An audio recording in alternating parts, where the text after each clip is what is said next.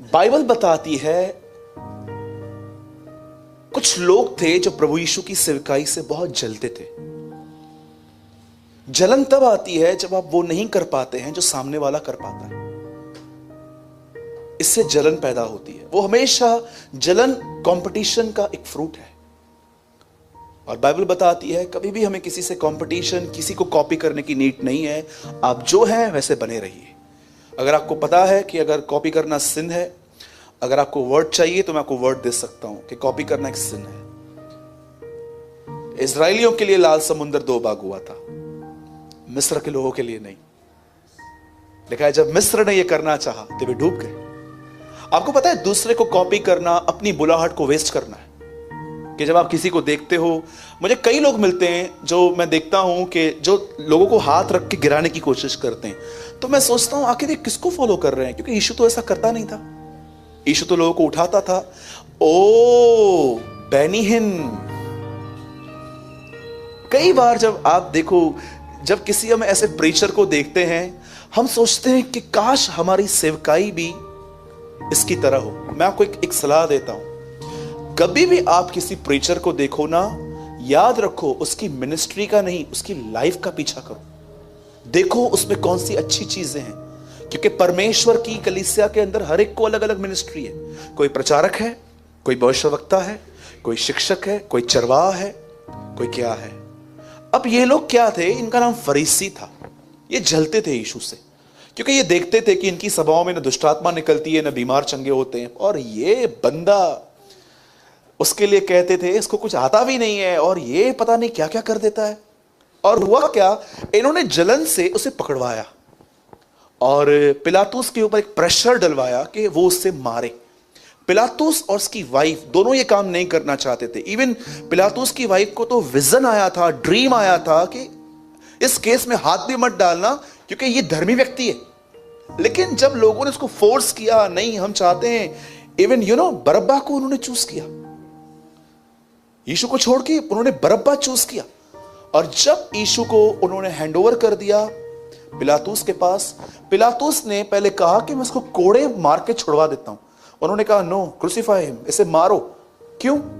कि ये जो बोलता है ना, ये गलत बोलता है, ये हमारी रीतियों को नहीं मानता है। और जब उन्होंने देखा कि हमारा इससे भी काम नहीं होता, तो यीशु पे एक एलिगेशन ये लगा कि ये रोम को कर देने के लिए, गवर्नमेंट को टैक्स पे करने के लिए मना करता है। तब एक इशू बन गया। और हुआ क्या, आप सब जानते हैं। जीसस वहां पर पकड़ा गया और उसे मार दिया गया। और वो उसके बाद जी उठा। जी उठने के बाद उसके लोग उसे ढूंढने के लिए गए। और जैसे वो उसको ढूंढने के लिए वहां पर गए, वचन कहता है उस कब्र में, ये कब्र एक व्यक्ति ने खरीदी थी जिसका नाम था यूसुफ, अरतमियास का। उन दिनों में अमीरों की पहचान थी। इब्राहिम की तरह वो भी अपनी कब्रों को खरीदा करते थे। इस व्यक्ति ने अपनी कब्र यीशु को गिफ्ट में दे दी थी कि जहां मैं रहूंगा आप वहां रह लेना। और इसी व्यक्ति ने उतरवाया था उसको। और हुआ क्या, जब यीशु मुर्दों में से जिंदा हुआ, तो यीशु के साथ मिलने के लिए जो लोग गए थे, वो यीशु से नहीं, एक स्वर्गदूत से मिल गए। और स्वर्गदूत ने उन्हें कहा कि जाओ सबको बताओ, पर उसने 12 चेलों में से एक चेले का नाम लेके कहा इसको जरूर बताना। और उसका नाम था पतरस। अब मैं ये बात सोच रहा था, ऐसा क्या था पतरस के मन में कि ये मैसेज उस तक पहुंचाना बहुत जरूरी था कि वो जी उठा है। मैं आपको बताना चाहता हूं पतरस के बारे में आज कुछ। एक ऐसा व्यक्ति जो प्रभु के साथ रहकर भी कभी कभी ऐसी गलतियां करता था, फिर भी आप देखो खुदा उसके लिए क्या कर रहा है। आज का मैसेज हर एक के लिए एक उम्मीद है, एक होप है कि भले ही आप अपने लाइफ में कभी कभी अपने पास में देखो तो आपने इतने मूर्खतापूर्ण डिसीजंस लिए हैं जो आज आपके गले की हड्डी बने हुए हैं। आपको परमेश्वर इनमें से भी छुड़ाकर वहां खड़ा कर सकता है जहां वो खड़ा है। बोलिए आमीन। आइए अपना दाहिना हाथ उठाइए और कहिए प्रभु आपकी दया मेरी गलतियों से बड़ी है। मैं विश्वास करता हूं जब तक आप अपना काम मुझसे पूरा न करेंगे, आप मुझे नहीं छोड़ेंगे। आमीन आमीन। अब सुनिए, ऐसा लिखा गया है, लिखा नहीं गया है, मैं बोल रहा हूं, लिखा ऐसा गया है कि पतरस को मछलियां नहीं मिली। मैं एक चीज ऐड कर देता हूं। एक समय था जब यीशु ने पतरस की मछलियां छुपाई। आप में से कितने लोगों को यह बात पता है, परमेश्वर कभी कभी हाइड एंड सीक भी खेलता है? पढ़ा है आपने शेष गीत? एक लड़की की शादी हुई, शादी की रात वो वेट कर रही थी, कुछ समय के बाद पति आएगा आएगा आएगा, उसका कोई ठिकाना ही नहीं है। रात भर वो देख रही थी, फिर चौकीदार के पास जाके कहती है, क्या तूने मेरे प्राण प्रिय को कहां देखा है? ऐसा लिखा है, क्या तूने मेरे प्राण प्रिय को देखा है? उसका पति सब देख रहा था दूर से और चेक कर रहा था, जब मैं नहीं जाता हूं तो क्या ये मुझे ढूंढने निकलती है? बिल्कुल परमेश्वर ऐसा है, कभी कभी वो छुपता है ये देखने के लिए कि क्या आप उसे अधिक खोजेंगे। एक सवाल मैं आपसे पूछना चाहता हूं, एक प्रभु के महान जन ने यह पूछा था, अगर आपका 1 रुपया गुम हो जाए, उसे कितनी देर ढूंढोगे?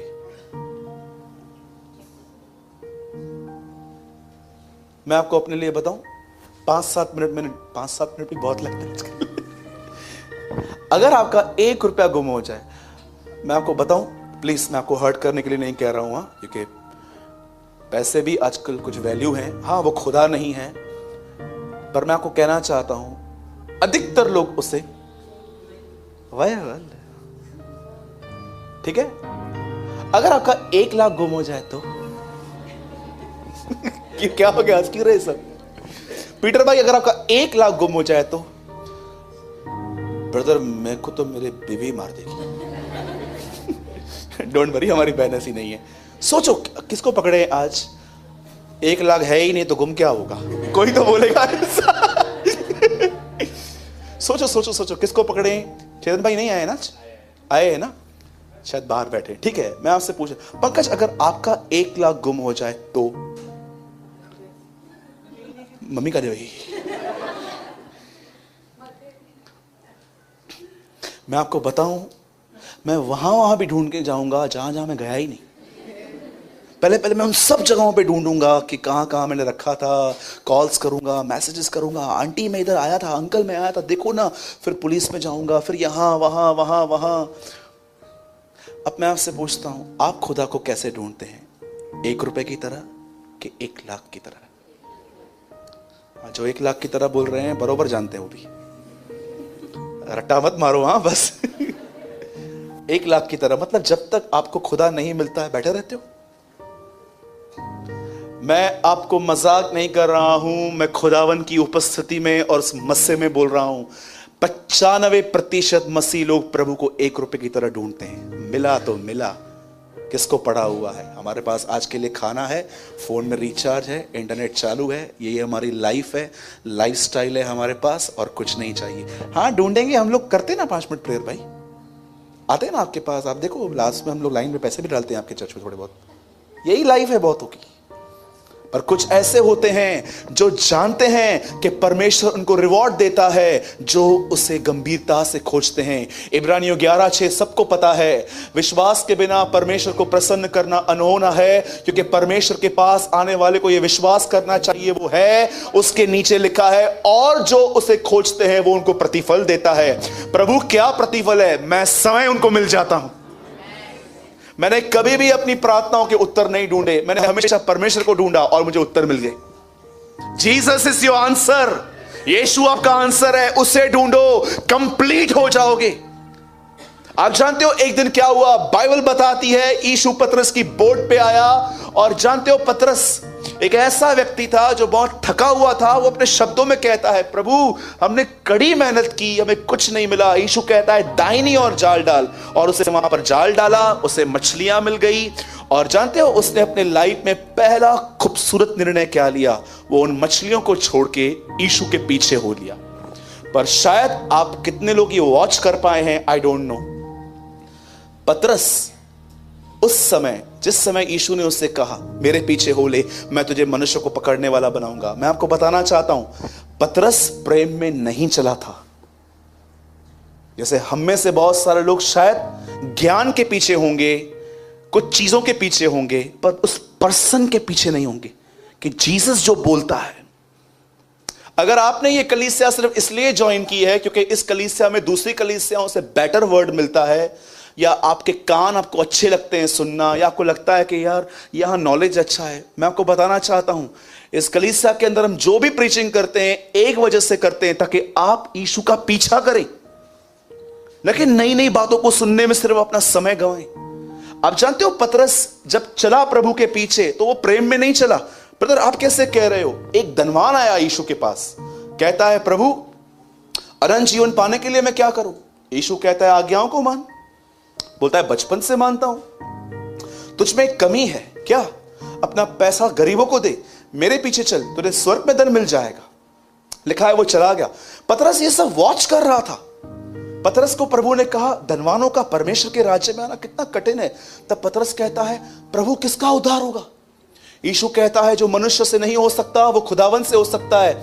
उसके बाद पतरस कहता है हम तो सब कुछ छोड़ के आए हैं, हमें क्या मिलेगा? मेरे को लगता है पतरस आंद्रियास को बोल रहा था चल पीछे चल, इसको पता है मछलियां कहां कहां है, चल चल चल चल इसके पीछे चल। दोपहर में मछलियां लेके देता है ये, रात को भी आने की जरूरत नहीं पड़ेगी, सोए रहेंगे रात को मस्त। ये पहले ही एक स्वार्थी पूर्ण निर्णय उसने लिया। आइए अब मैं आपको उसकी दूसरी गलती बताता हूं।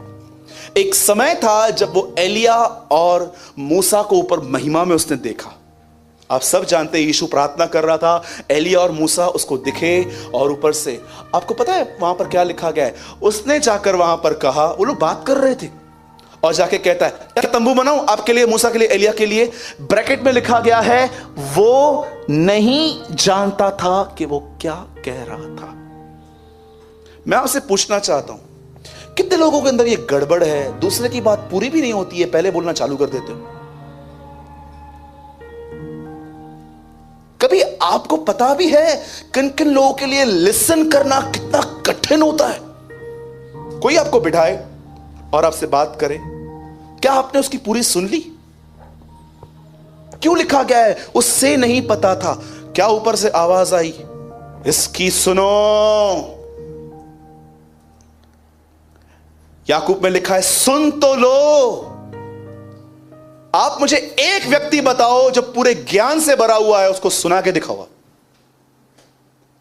आप उसको कुछ भी सिखाओगे ना, वो आपको बोलेगा नहीं मैं इसमें से और कुछ सीख चुका हूं। भाई आप भी बताओ, पहले सुन तो लो। नहीं, सुनना मुझे आता ही नहीं है, मुझे सिखाना आता है खाली।